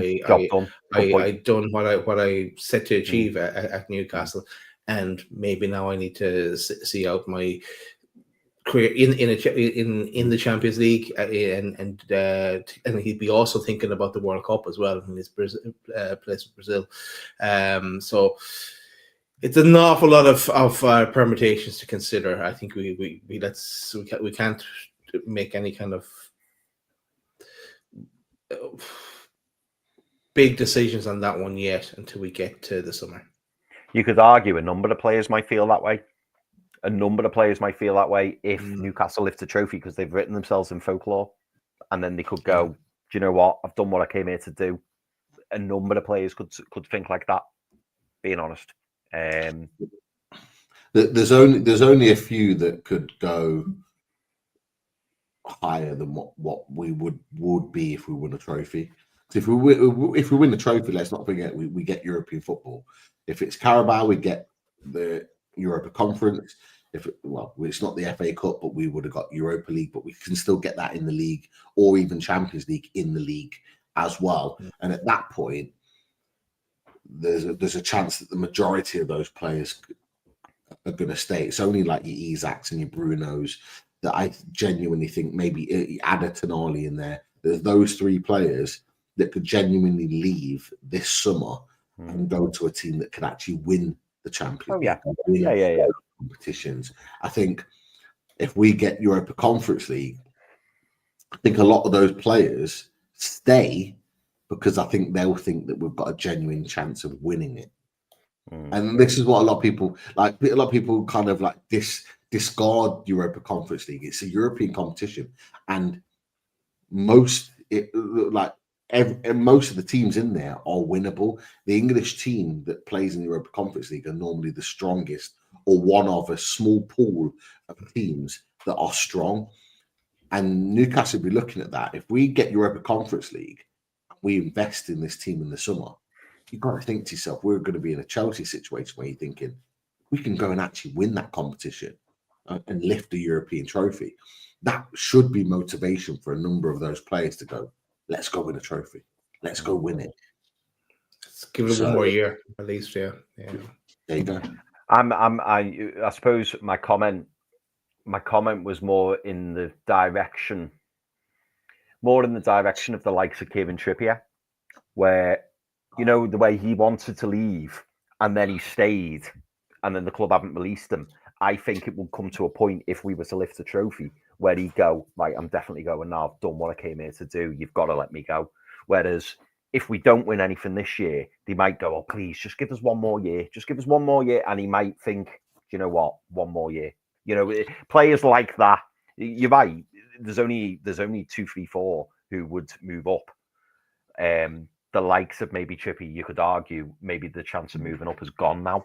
I don't think he would necessarily move up. He may lose level or maybe slightly below, but I don't see him moving up. Like, I don't think Bayern would be in for them again. I just don't see that happening. I think the club would be more inclined to do that than the player. Yeah. I mean, let's be honest. Where is Kieran Trippier going to be going now? Like we mentioned, it was linked with Galatasaray. That would probably be playing Champions League football because they're most likely to win the league again. It would play Champions League football, but in terms of like stature of league and playing at a high level, like the Turkish league isn't amazing. It's not great. It's right down the rung of that. So he'd probably feel like he's better off staying here. But I think the club would move him on if we won the trophy, and I think I think he'd probably want to stay because we'd be playing European football. But I think it's time for players like that need to move on. Yeah, definitely. Right, boys. Last comment from Yano. Talking of Lascelles, where is he? Has he got Wilson's doctor signing in his notes? I think the projected return date for Callum Wilson's always been kind of March, April time. So I think we'll see him before the end of the season. But I wouldn't expect him probably until at least a week or 2 weeks after the Carabao. I think late March, that would be my guess. I don't know, obviously. But that's kind of where I see him, late March, early April. That's what I would think. And I think it will be a little bit of a cameo and then a goodbye, thanks very much, in the summer. That's how I see it. We could have seen his last game for Newcastle, lads. Possibly, yeah. And then the very last thing, and probably the most important thing, from Tom Dixon. Anybody who hasn't smashed that like button, get the like button smashed. We've got 202 in the chat as we speak. So if you haven't already, please do hit that like button. Please consider subscribing. And if you haven't become a member yet, please come and join the Loaded Ultra family. It's $1.99 a month. And we do monthly prize draws. And there will be a monthly prize draw next week, I believe. We were talking about that, weren't we, Daz, earlier? Let's remember. Yeah, so if you're interested in becoming a Loaded Ultra or a member, please do hit that blue join button. It's $1.99 a month, and as I say, you'll have access to monthly prize draws, and it'd be great to have you on board with us. That's it. Go enjoy what's left of the weekend if you can. We will be back during the week. Don't shake your head, Pete. Just do it. Watch something on Netflix. Take your mind off it. This hasn't been your normal therapy session. A bit of closure on this one because we're out of the FA Cup now. But still lots to play for. Who's to say we don't win the League Cup and get qualified for the Champions League? You never know. Right, that's the end of that. How about a bit of radiators? Good night, everyone. See you next one.